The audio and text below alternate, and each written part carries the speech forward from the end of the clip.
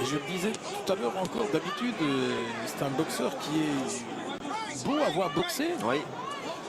Et là, aujourd'hui, il est brouillon. Ouais, et je me demande s'il n'y a pas une coupure parce que j'ai l'impression qu'il y a du sang sur le visage de Tyson Fury. Et là, on pense plus du tout à Usyk. Il faut d'abord gagner ce combat. Et franchement, je suis pas certain qu'il va le faire. Maintenant, est-ce que le sang vient de chez lui ou d'une coupure de chez Ngannou? Il a encore réussi à passer là, à glisser sur le coup de Tyson Fury qui ne parvient pas à l'ajuster. Et ça, c'est incroyable. Et pourtant, il y a les mouvements de tête d'Ngannou. Il parvient à passer à chaque fois à quelques millimètres des grosses frappes de Tyson Fury. 8e round. Et je suis encore une fois pas certain que Tyson Fury mène au point.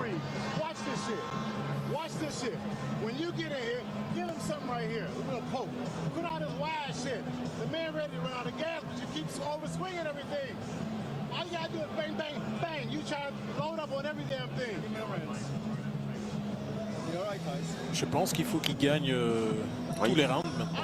Il faut qu'il gagne par KO. Oui. Sugar Hill qui lui dit, voilà, il est prêt à tomber, tu dois aller le chercher maintenant. Personnellement, je ne le sens pas prêt à être cueilli, vraiment, Ngannou.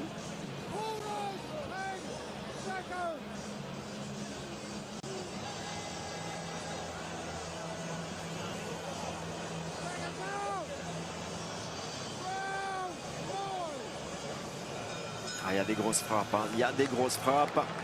Mais il y a quand même un manque de précision incroyable chez Tyson Fury ce soir. Oui. Je dirais qu'il est presque devenu un boxeur normal. En sachant qu'il est face au champion de l'UFC. Et il y a suspense, il y a suspense, 9e round. Et franchement, difficile de dire qui va remporter le combat. Il y a eu le knockdown aussi qui a donné un petit avantage à Ngannou. Là, il passe. Voilà, ça, c'est déjà quelque chose de plus traditionnel chez Tyson Fury. La grosse droite. Et le contre aussi de la part d'Ngannou qui ne bouge pas du centre du ring. On retrouve des flashs du Tyson Fury qu'on connaît. Et là, il se laisse tomber sur le boxeur anglais. Il reste encore maintenant 5 minutes de combat. Il va falloir qu'il s'accroche Ngannou parce qu'il a beaucoup donné dans ce combat. Ouais. Il fait un combat exceptionnel. On ne peut rien lui enlever. Très engagé, très discipliné.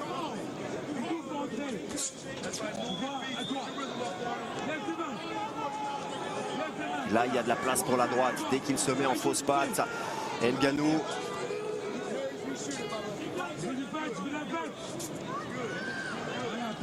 Mais Fury ne la sort pas.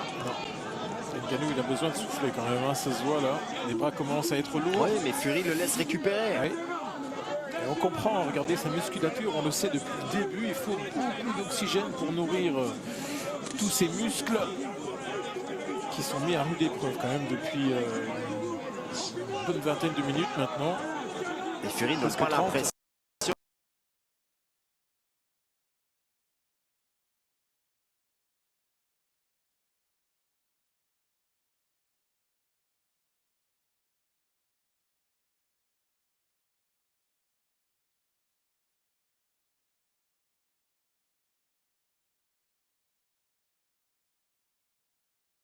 Elle était normalement quand même bien moins performante que celle d'un champion de boxe anglaise. Sauf que là, ce soir, toutes les certitudes sont balayées.